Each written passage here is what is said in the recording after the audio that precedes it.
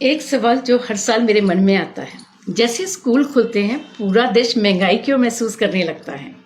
Fees ज़्यादा, uniform महंगी, किताबें महंगी, सिलेबस क्यों बदल गया। सबसे पहले डिस्क्लेमर, यह मेरे व्यक्तिगत विचार है।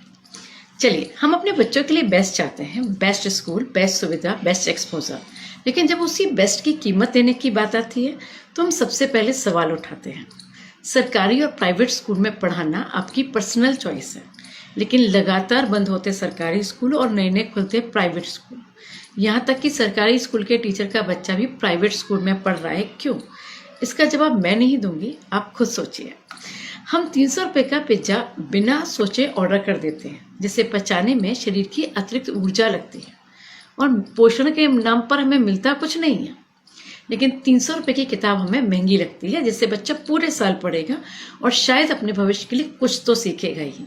कुछ इसलिए शायद क्योंकि आप लोगों को लगता है हम पढ़ाते भी नहीं हैं। खैर, सारी किताबों का बिल एक अच्छे होटल में 2 बार के डिनर जितना ही होता है। हम फैमिली फंक्शन के लिए महंगे कपड़े खरीदते हैं जो साल में 1-2 बार ही पहने जाते हैं और बढ़ते बच्चे को अगले साल आते भी नहीं हैं। लेकिन यूनिफॉर्म जो बच्चा 8 से 9 महीने रोज पहनता है, हमें महंगी लगती है। पार्लर में पूरी सर्विस लेने के बाद एक एक्स्ट्रा हेयर हटवाने के लिए भी एक्स्ट्रा पैसे देने पड़ते हैं। यहाँ तक कि अस्पताल में प्राइवेट रूम लेने पर भी डॉक्टर की हर विजिट का अलग चार्ज देना होता है। हर जगह एक्स्ट्रा सर्विस के लिए एक्स्ट्रा पे करते हैं और वहाँ हमें कहीं भी महंगा नहीं लगता।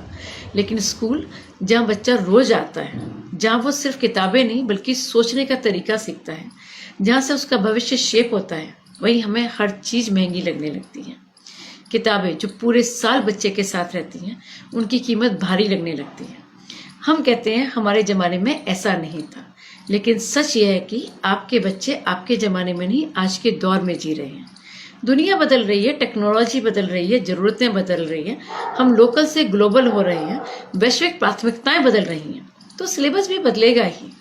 पुरानी किताबें देकर हम चंद पैसे बचा सकते हैं, लेकिन क्या हम बच्चे की लर्निंग भी कॉम्प्रोमाइज़ नहीं करते?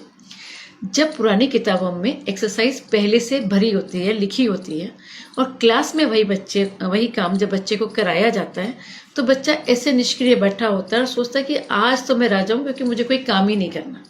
वहाँ लर्निंग नहीं होती है। हाँ, कुछ गॉड गिफ्टेड बच्चों के लिए यह अपवाद हो सकता है, वे तब भी सीख सकते हैं। जहाँ गलत है वहाँ आवाज़ उठाइए, लेकिन हर चीज़ को महंगा कहकर खारिज कर देना सही नहीं है, क्योंकि एजुकेशन खर्च नहीं है, निवेश है। और यही वह निवेश है जो आपके बच्चे की पूरी जिंदगी की दिशा तय करता है।